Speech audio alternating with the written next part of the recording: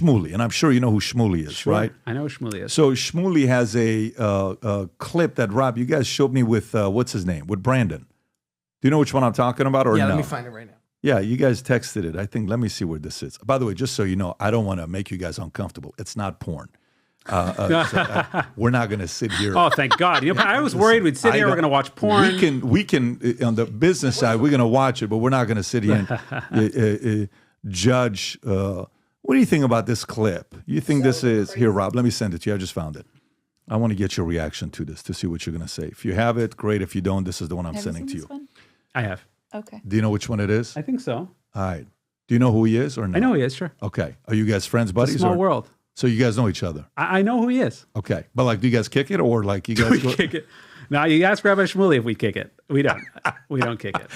All right. So guys, it's very important to know they don't kick it, but let's just see where we stand here with Mr. Shmuley and our friend here, Friedman. Go ahead, Rob. Play the clip. There clearly is a need for pornography, as evidenced by the huge supply there is. So my question is, instead of trying to eliminate pornography from our society, why aren't we trying to find a cure for loneliness? She's a great advocate. I love it. Rabbi Shmuley, I have to say that Great Britain has a minister for loneliness, and it's an interesting concept maybe other countries should take up. Well, it's one of the reasons, getting back to this issue of celibacy, the very first thing that the Bible says is bad is that it is bad for man to be alone.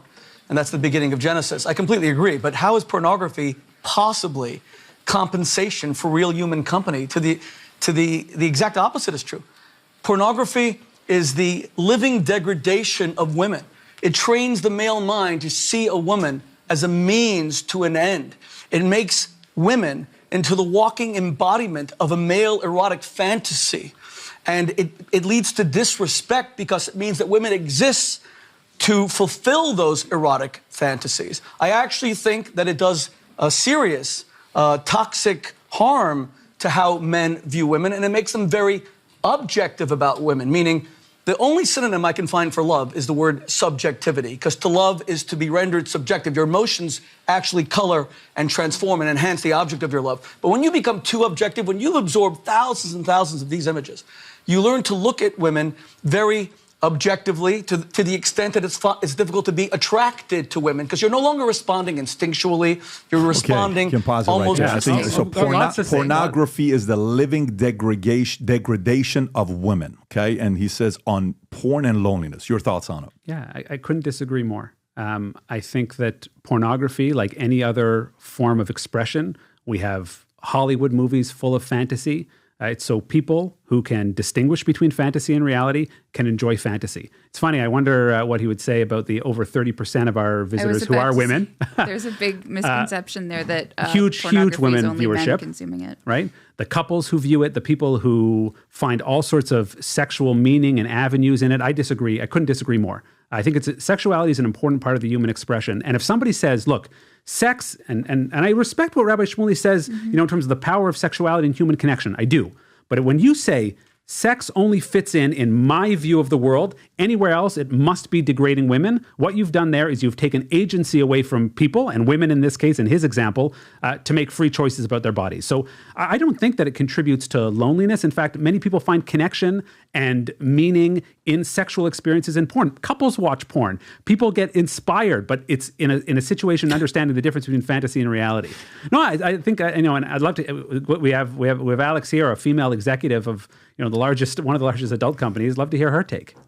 I mean, I agree. I think that there's a big misconception that pornography exists only for the male gaze. I think that's also another male gaze. Yeah. Really? That's what G-A-Z-E. Yes, G-A-Z-E. Sorry, like the gaze from your eyes. Perception. Oh. Patrick's losing it. He's like, it's only for the gaze. Wait a minute.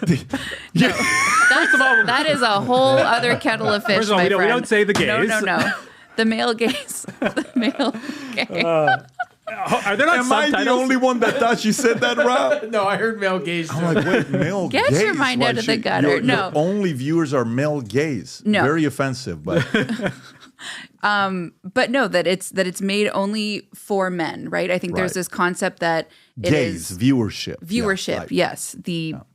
the Or visualization. that it's made through the Yes. lens, Correct. the male lens. So Yeah. more and more, and I wanted to touch on this because I saw in some of the questions that you sent us beforehand, you talk about this notion of ethical pornography, right? And what that means and what that looks Just like. a full disclosure, I don't know what questions they sent you. Whoever sent you the questions, it wasn't me that sent you the questions. But I'm glad they sent you some questions to know what we're going to be talking about. Yeah. And so more and more, we're seeing that there isn't just a singular concept of what pornography is or what it looks like. Yeah. So in the same way that we don't have a singular sense of who watches it, right? It's extremely diverse. Yeah. And that is one of the things that I think is really great about a platform like Pornhub is that it doesn't look like just one thing. It's not just one single kind of person consuming it. And people do feel represented. And I know that people are going to, say that that's corny and whatever when we're talking about things like diversity and inclusivity. Yeah. But it's true. Like sexuality and sex is something that impacts all of us. It's part of all of our lives. And it's important that I think people are able to see themselves represented in that medium. And I'll come back, by the way, to Rabbi Shmuley's point, because I think it's worthy of discussion. Like, this is an important social topic to discuss.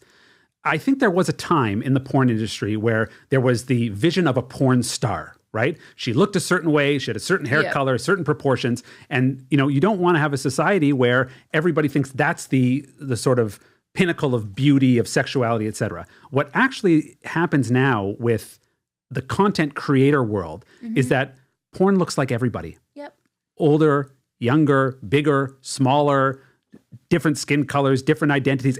Everyone is represented. So people actually find a lot more of themselves in what they see, more than that professional studio content, which I think is actually a social benefit to let people be represented in what they see. So it's actually I think that's a very outdated idea of what porn is and what it represents. I mean, if there's anybody that you could have taken a complete different angle with Rabbi Shmuley, do you know what his daughter does?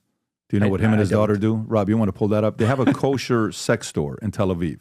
Okay. Ran by his daughter. Mazel tov. And sells spice for marriages. So they're about selling toys to couples, but he's not for porn. And Rabbi Shmuley, the last 12 months, has had a rough 12 months. He's been all over the place, going viral, but it's been a rough 12 months for him. But I got a big announcement to make. The property I'm on right now, we've been working on buying this property for the last 3 years.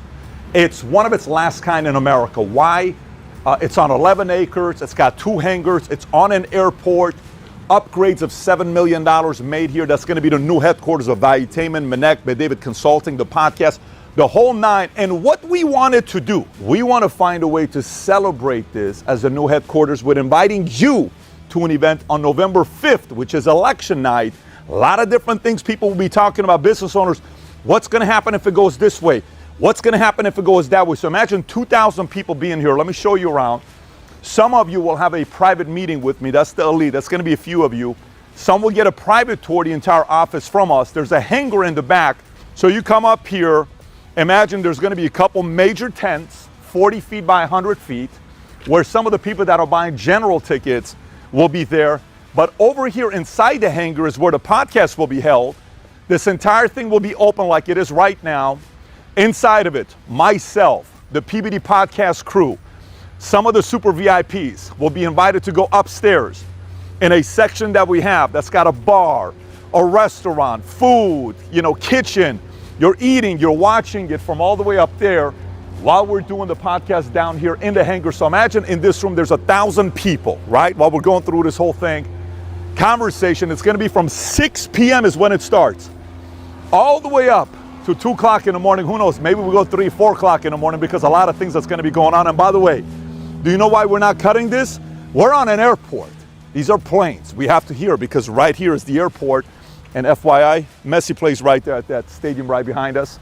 There's 5 ticket tiers that you can purchase. Each one's got more things to offer. But even locally, there's general tickets to buy for just $75. Bring your wife, bring your husband, bring your family, bring your friends. There's one caveat after you buy the ticket. When you buy the ticket and you come on November 5th, you have to wear Future Looks Bright gear. I'm talking Future Looks Bright hat, a shirt, doesn't matter. You're gonna have to show I got some kind of Future Looks Bright gear because we want everybody here to spread the message and the energy of optimism around the world, back to their states, wherever you're going to be. So November 5th, click on a link above or below, get registered. And if you're watching this saying, well, Pat, I like to travel private. Can I bring my private jet here? 5 of you guys will be after you buy your ticket. Then you can ask us, and that's only available to the tickets at the highest level possible to bring your jet and park it here. So having said that, get your tickets, and I cannot wait to see you November 5th, 6 p.m. at our new headquarters in Fort Lauderdale. Take care, everybody. Bye-bye, bye-bye.